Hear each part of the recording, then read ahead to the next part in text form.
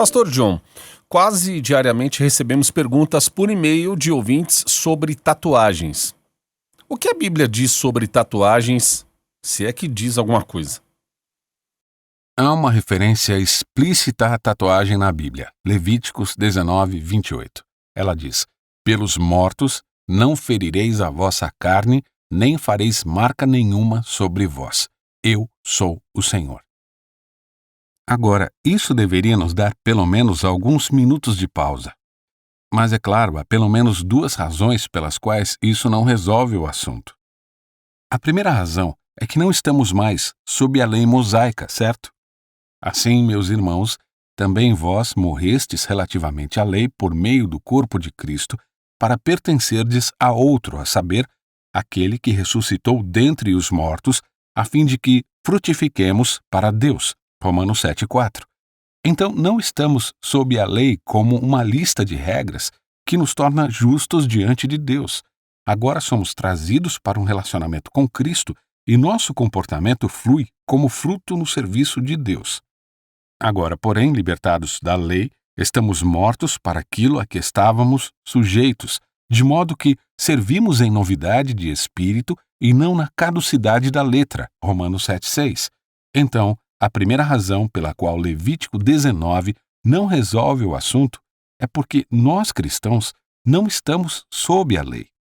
Aqui está a segunda razão. Naquela situação, provavelmente cortar-se pelos mortos e proibir tatuagens não era porque marcar a pele dessa forma é intrinsecamente mal, como se a pele fosse sacrossanta e não pudéssemos marcá-la com batom ou com tatuagens. Em vez disso, era provavelmente porque essas marcações eram um sinal de compromisso com as culturas vizinhas que não adoravam o Deus verdadeiro.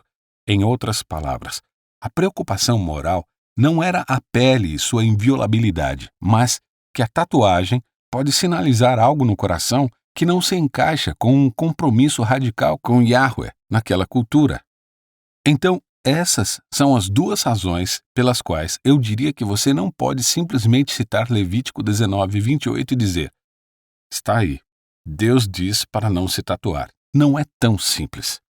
Então, dessas duas observações bíblicas, aqui está o que eu tiraria sobre princípios. Número 1, a tatuagem em si, isto é, a marcação permanente da pele, não é intrinsecamente má.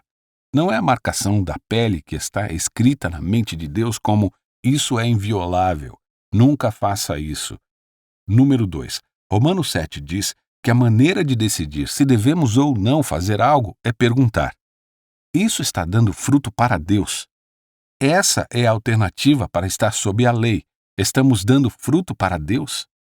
Então, ao invés de querer uma lista de regras do que pode e não pode, você deve perguntar: estou fazendo isso como um resultado natural da minha nova lealdade alegre a Deus por meio de Jesus Cristo, meu Salvador, que me comprou com seu sangue para que eu pudesse mostrar sua glória no mundo?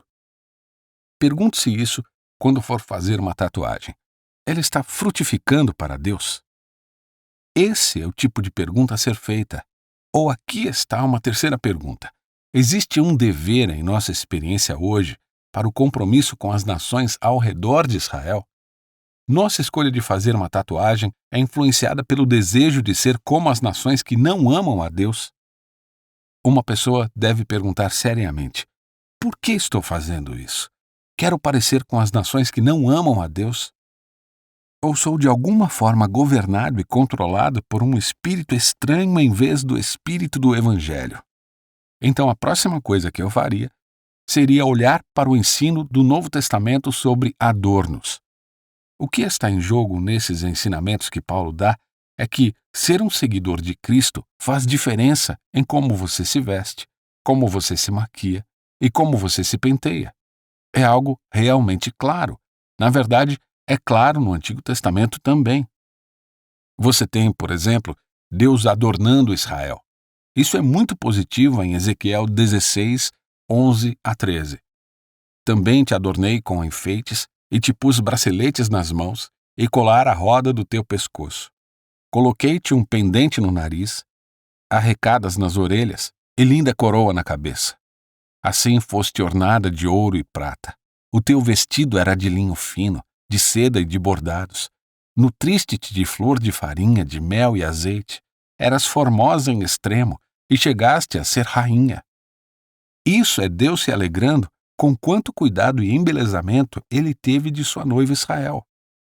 E então vemos exatamente o oposto em Oséias 2, onde é algo visto como negativo, porque o orgulho e a descrença tomaram conta do motivo para a vestimenta, e Deus diz: castigá-la-ei pelos dias dos Baalins, nos quais lhes queimou incenso e se adornou com as suas arrecadas e com as suas joias, e andou atrás de seus amantes, mas de mim se esqueceu, diz o Senhor. Oséias 2, 13. A mesma joia que era positiva de um texto se torna um sinal de maldade e orgulho em outro. Então, já no Antigo Testamento, você tem um aviso. Seguir a Deus fará a diferença no que você faz com suas roupas, seu cabelo e suas joias. Então, aqui em 1 Timóteo, você tem isto. Da mesma sorte que as mulheres em traje decente se ataviem com modéstia e bom senso, não com cabeleira frisada e com ouro ou pérolas, ou vestuário dispendioso, porém com boas obras, como é próprio às mulheres que professam ser piedosas. 1 Timóteo 2, 9 e 10, ou 1 Pedro 3, 13 e 4. Não seja o adorno da esposa o que é exterior, como o frisado de cabelos, adereços de ouro, aparato de vestuário. Seja, porém, o homem interior do coração, unido ao incorruptível trajo de um espírito manso e tranquilo, que é de grande valor diante de Deus. A questão, então, para as mulheres, e eu acho que por implicação para os homens também, isso é tudo para homens e mulheres, porque os princípios são os mesmos. Essa tatuagem é uma expressão dessas boas obras. É uma expressão sincera de piedade. É parte de um espírito gentil e tranquilo que está descansando em Deus e está contente com a bondade de Deus para ela ou para ele. Então, esse é o tipo de pensamento que eu acho que um cristão responsável deveria seguir quando pensa em fazer uma tatuagem. Tendo dito tudo isso, minha conclusão é que se alguém vier até mim e me pedir meu conselho sobre se deve fazer uma tatuagem, eu vou tentar persuadi-lo a não fazer. Eu tenho 6 razões para isso, e eu sei que já usamos nosso tempo por hoje, então talvez eu fale sobre isso em outro episódio. Quem sabe?